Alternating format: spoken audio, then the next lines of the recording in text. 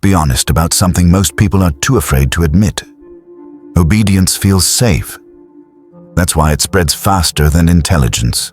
That's why authority rarely needs to prove itself. It only needs to signal power. Here's the uncomfortable truth. Most people don't obey authority because it's right. They obey because disobedience feels dangerous. Not physically dangerous, socially dangerous. Authority works because your nervous system was trained very early to associate hierarchy with survival. As a child, authority meant protection. Parents decided what was safe. Teachers decided what was correct. Adults decided what was allowed. Questioning them had consequences. Approval meant safety. Disapproval meant pain. That wiring never disappeared. It matured. It disguised itself. Parents became bosses. Teachers became managers. Rules became policies. Punishment became exclusion. And your body still reacts the same way. Your voice tightens. Your words soften. Your thoughts get filtered. You don't analyze first. You submit first. Not consciously. Instinctively. That's the weakness. Now look closely at how authority actually works. Authority doesn't assert itself through intelligence. It asserts itself through symbols, titles, uniforms, credentials, logos, offices, platforms, a confident tone, decisive language, a calm, trust me, cadence. Your brain fills in the rest. You assume competence. You assume insight. You assume legitimacy, even when none of it has been earned. That's why people follow bad leaders longer than they follow good ideas. Now let's put this in a real situation. A meeting room. Someone with a title speaks confidently. They're wrong, but decisive. Someone without a title hesitates. They're right, but careful. Who does the room follow? Not truth. Authority. Because authority feels like order, and order feels safe. Now here's the part most people never notice. Authority doesn't need to silence you. You silence yourself. You edit your words mid-sentence. You delay objections. You wait for permission that was never required. You tell yourself, I don't have the full picture. They must know something I don't. This isn't the right moment. That's not professionalism. That's fear wearing discipline.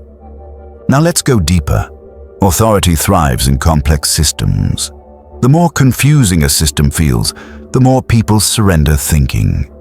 That's why people defer to experts they don't understand, leaders they can't question, systems that feel too big to challenge. The moment you feel unqualified, authority wins. And here's the most dangerous part. Authority mistakes silence for agreement. Every time you don't push back, authority gains confidence. Every time authority gains confidence, others obey more easily. It becomes self-reinforcing. That's how weak authority becomes permanent authority. Now look at history. Every major failure had authority behind it. Bad wars weren't led by rebels. Economic collapses weren't caused by outsiders. Institutional disasters weren't driven by dissenters. They were executed by obedient people following official instructions. At the time, these decisions weren't controversial. They were authorized. That's why obedience is more dangerous than rebellion. Rebellion is visible. Obedience hides inside compliance. Now turn the lens inward. How many times have you deferred to someone not because they were right, but because they sounded certain? How many times have you ignored your own judgment because someone had a title, a badge, a platform, or a reputation? How many times have you stayed silent to avoid being labeled difficult, negative, or not a team player? Each time you did that, you strengthened the instinct. Here's the shift. Strong men don't reject authority emotionally. They audit it.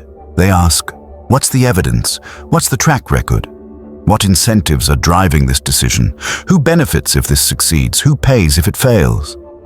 They don't confuse confidence with competence. They don't outsource thinking just to feel safe, because safety purchased through obedience always comes with a price, and that price is autonomy. Now listen carefully. Authority should be a tool, not a master. The moment you obey without understanding, you've already surrendered power. Not loudly, not dramatically, quietly. And quiet surrender is the most permanent kind. Stay sharp.